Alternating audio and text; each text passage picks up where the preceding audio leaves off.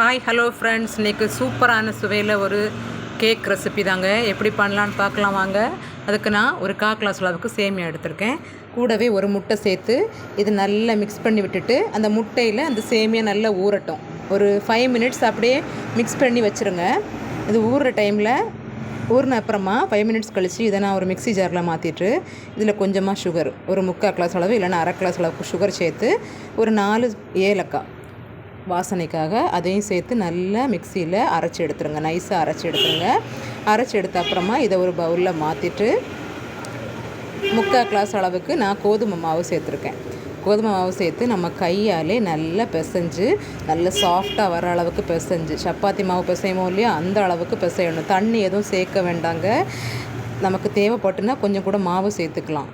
இந்த மாதிரி பிசைஞ்சிட்டே வாங்க. நல்லா சாஃப்டாக கையால் ரொம்ப அழுத்தம் கொடுத்து பிசையாமல் இந்த மாதிரி உதிரி உதிரியாக பிசைஞ்சிட்டு அப்புறமா நம்ம சப்பாத்தி மாவு அளவில் இப்படி பிசைஞ்சு எடுத்துக்கோங்க.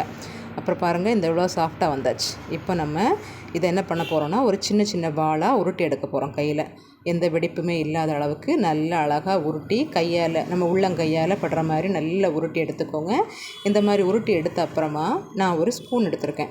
ஸ்பூன் எடுத்து அதை லைட்டாக அப்படி ப்ரெஸ் பண்ணி விட்டிங்கன்னா லைட்டாக அது இந்த மாதிரி ஷேப்பில் வரும். அப்புறம் அந்த ஹார்னரை வச்சு இந்த பக்கம் ஒரு ஸ்லைஸ், அந்த பக்கம் ஒரு ஸ்லைஸ், இப்படி ஒரு ஷேப்புக்காக இப்படி ஒன்று போட்டுக்கோங்க. இந்த மாதிரி நான் எல்லாத்தையுமே இந்த மாதிரி கட் பண்ணி வச்சுருக்கேன். இதை நம்ம இப்போ கடாயில் போட்டு சூடாக்கி எடுக்க போகிறோம். கடாய் ரெடியானதும் ஒரு கடாயில் எண்ணெய் சூடானதும் இந்த மாதிரி இதை போட்டு பொரிச்சு எடுத்துருக்கலாம். ஸ்லோ ஸ்லிம்லே வைங்க. ஸ்லிம்மை வச்சுட்டு நம்ம அந்த ஒரு பொன்னிறமாக வர வரைக்கும் வெயிட் பண்ணிவிட்டு அப்புறமா மரித்து போட்டுக்கலாம். மரித்து போட்டு சர்வ் பண்ணிங்கன்னா சூப்பரான டேஸ்ட்டில் ஒரு கேக்குங்க.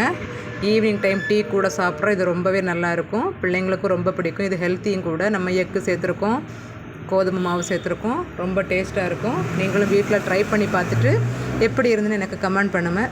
மறக்காமல் சப்ஸ்கிரைப் பண்ணுங்கள். நாளைக்கு வேறு விதமான புதுவிதமான ரெசிபியில் உங்களை சந்திக்கிறேன். ஓகே ஃப்ரெண்ட்ஸ், பாய்.